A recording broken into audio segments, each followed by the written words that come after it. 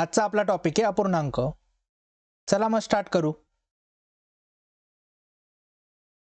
अपूर्णांकांची बेरीज आणि वजाबाकी कशी केली जाते? तर ज्यावेळेस दोघांचे छेद सारखे असतात त्यावेळेस आपण वरच्या अंकांची बेरीज किंवा वजाबाकी करू शकतो। पण इथे 7 आहे, इथे 14 आहे, मग आपल्याला छेद सारखा करावा लागेल। मग यासाठी आपण या 7ला जर 2 ने गुणलं तर इथे 14 येऊ शकतो। मग जी क्रिया आपण खाली करतोय तीच क्रिया आपल्याला वरती पण करावी लागेल। मग काय मिळेल? 8/14 आणि इकडे 5/14। आता छेद कॉमन दिसतोय, आपण हा जर कॉमन घेतला आणि वरची वजाबाकी बेरीज करू शकतो। आता जर बेरीज केली 8 आणि 5 13/14 किंवा जर वजाबाकी केली 8 ने 5 गेले 3/14। कधी कधी अशा प्रकारचं गणित येतं। आता आपण ह्या 5ला 7 नाही करू शकत, मग त्यावेळेस काय करतो आपण? त्यावेळेस आपण तिरकस गुणाकार करतो। म्हणजे या 5ने या इकडच्या दोघं अंकांना गुणाकार करू आणि या 7ने इकडच्या दोन्ही अंकांना गुणाकार करू,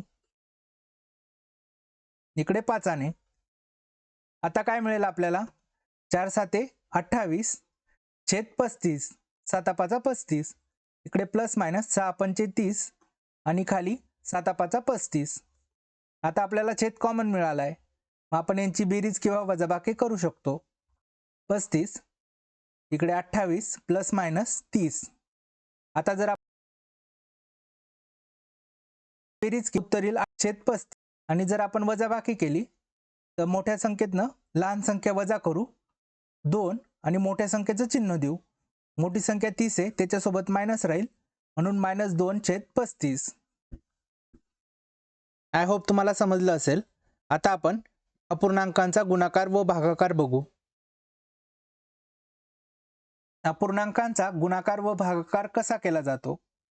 मग ज्यावेळेस मध्ये गुणाकारचं चिन्ह असतं त्यावेळेस आपण समोरासमोरील संख्यांचा गुणाकार करतो आणि खालच्या आणि वरच्या संख्यांचा भागाकार करतो। मग इथे लिहून घेऊ, तर वरती लिहिणार 3 × 5 आणि खाली लिहिणार 4 × 8।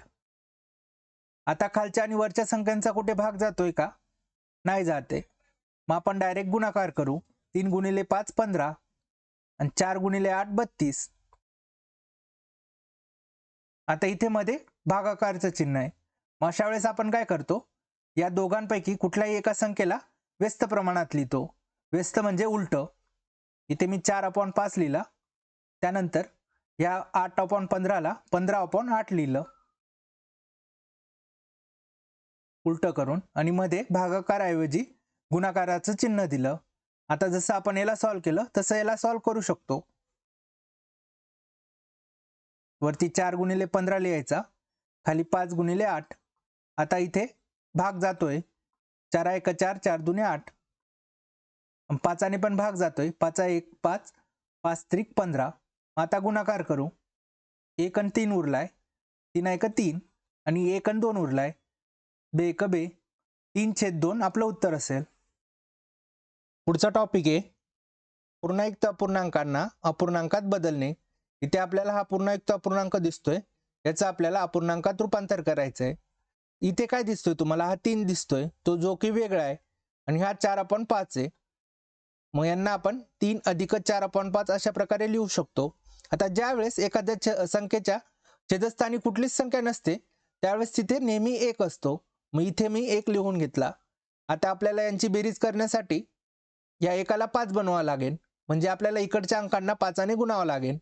जर आपण खाली 5 ने गुणलं तर 5च येणार आहे छेदस्थानी, आणि 3ला 5 ने गुणलं आणि अधिक हा 4। मग आता आपण हे बेरीज करू, 3×5 = 15 आणि 15 आणि 4 = 19 आणि खालचा 5। आपला आन्सर काय येणार आहे? 19/5। अशा प्रकारे आपण अपूर्णांकात रूपांतर केलंय।